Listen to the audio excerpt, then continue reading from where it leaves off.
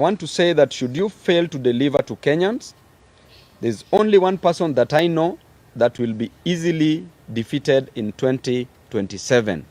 Defeating you, Mr. Ruto, in 2027 will be easier than reciting vowels. Any living thing that is capable of locomoting or moving from one place to the other will defeat you in 2027.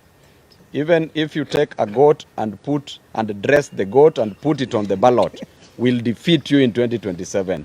Thank you and God bless you. Our fellow citizens, let me once more start by expressing my solidarity with the Kenyan youth and families who have lost their lives, sustained injuries, been abducted, or whose loved ones are still missing to date following the protests by the young people of Kenya who have been calling for good governance of their country.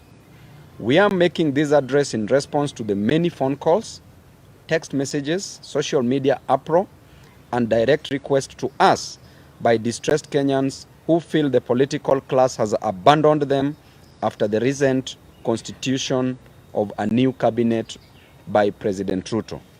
Number one, after suffering for many years because of bad politics, poor governance, corruption, and incompetence in the management of the affairs of their country, the Gen Zs and millennials of Kenya came out in large numbers to exercise their Article 37 rights to assemble, demonstrate, picket, and petition their leaders. In this bold move, they outlined the issues they wanted the president to address to reduce their suffering and to create opportunities for them. After withdrawing the draconian Finance Bill 2024 and dissolving his incompetent cabinet, President Ruto promised that he would engage in an open national dialogue to listen and get the issue at stake with young Kenyans before forming another cabinet. But in a show of contempt to the young people, we saw the president announce and put in place a new cabinet without any consultation with the Gen Zs and millennials of this country. He has since held no dialogue or any engagement to ascertain the problems that led to the recent protests.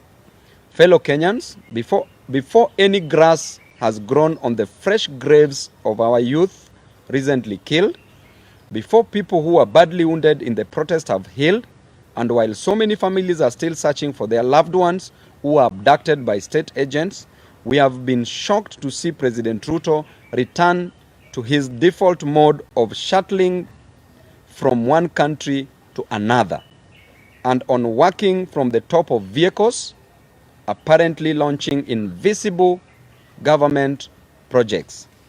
Ladies and gentlemen, we want to send a message to President Ruto in very simple but clear terms as the Gen Zs and millennials of Kenya have sent us to tell him that the young people of Kenya feel you are showing them contempt by ignoring all their issues and reverting to business as usual mode while they are hurting from the burdens imposed on them by the failures of your bad policies.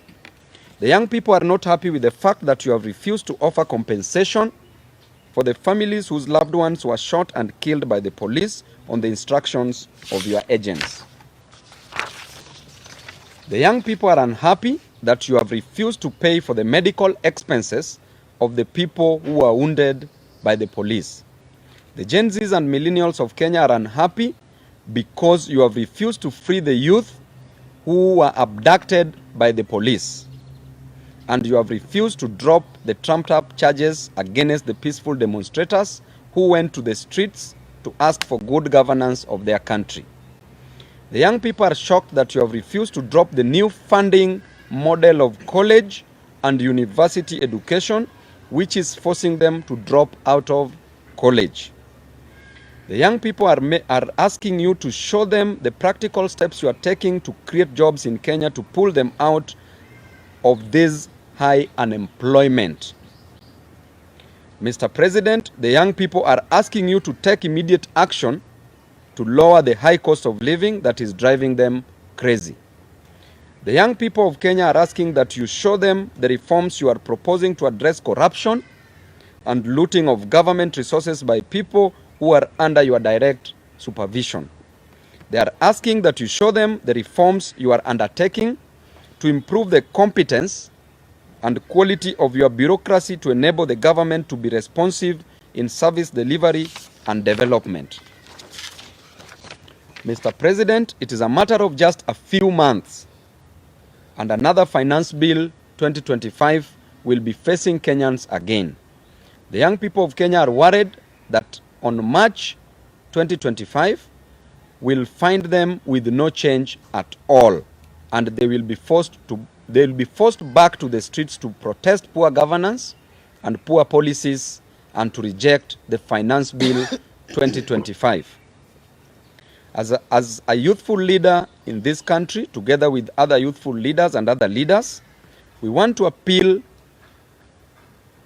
to you in a special way that you take your time off the top of your vehicles and sit down with your top advisors, including your new cabinet, and review and change the bad policies that your administration unleashed on Kenyans for the last 2 financial years. Kindly consider the welfare of the children of this country. Please engage the youth in this country and show them that you care for them.